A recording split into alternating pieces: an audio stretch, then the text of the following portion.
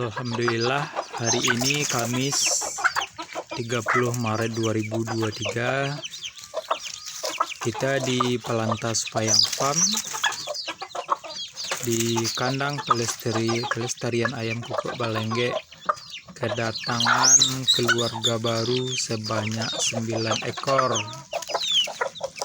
Jadi induknya lumayan ganas. 1, 2, 3, 4, 5, 6, 7, 8, 9. Lahap makannya. Mudah-mudahan ada yang jantan nanti jadi ya.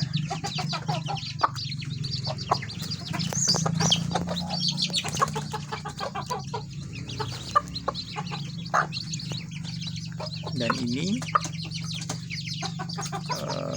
kemarin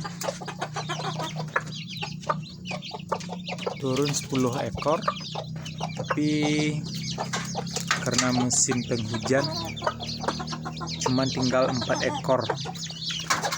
Mudah-mudahan dari yang 4 ekor ini ada 2 yang jantan nanti jadi juga.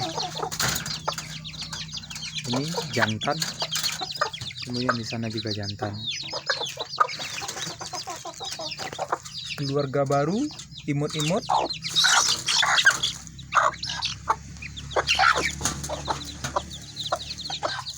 Biasa ya,